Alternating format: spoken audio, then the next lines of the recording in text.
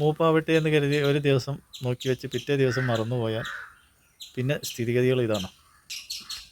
ഇന്നും കൂടി ശ്രദ്ധിച്ചിട്ടില്ല എന്നുണ്ടെങ്കിൽ നാളെ അതിൻ്റെ തണ്ട് മാത്രം നിർത്തും. അതാണ് ഇവിടുത്തെ അവസ്ഥ. അപ്പോൾ അവർ തൊടാത്തൊക്കെ കുറേശ്ശെ നമ്മൾ അരിഞ്ഞെടുക്കുകയാണ്. നല്ല മസൂരിപ്പഴമാണ്, മൂപ്പെത്താതെ ഒന്ന് ഒടിഞ്ഞു വീണതാണ്. അപ്പോൾ അതവിടെ നിന്ന് പഴുക്കട്ടെ എന്ന് കരുതി ഒരു 4 ദിവസം വെയിറ്റ് ചെയ്താണ്. ഇപ്പോൾ ഇതാണ് അവസ്ഥ.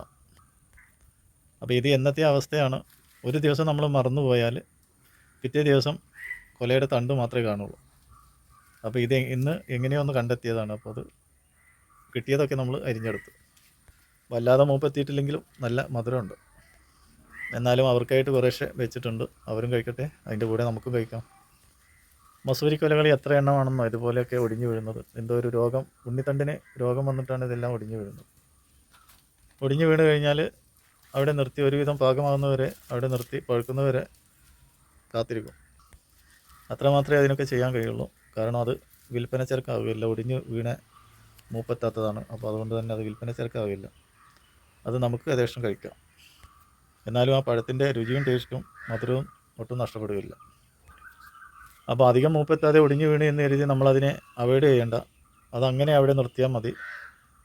അതങ്ങനെ അവിടെ നിർത്തിയാൽ കുറേ ദിവസം അത് മൂത്ത് കൊണ്ടിരിക്കും. പിന്നെ ഇതുപോലെ നമ്മൾ ഇടയ്ക്കൊന്ന് ശ്രദ്ധിച്ചു കൊടുക്കണം. അല്ലെങ്കിൽ നമുക്കത് ഒന്നിനും കഴിയാത്ത വിധത്തിൽ മറ്റുള്ളവർ തിന്നുപോകും. അപ്പോൾ ഇന്നത്തെ വിശേഷങ്ങൾ ഇതൊക്കെയാണ്. അതിൻ്റെ കൂടെ പടുവിളയായിട്ട് മുളച്ച് വന്ന കുറച്ച് ചീരയും ലഭിച്ചു. നല്ല കരുത്തുള്ള നല്ല ചീരയാണ്. അങ്ങനെ ഇന്നത്തെ ദിവസം ഇങ്ങനെ അങ്ങ് കഴിഞ്ഞുപോയി.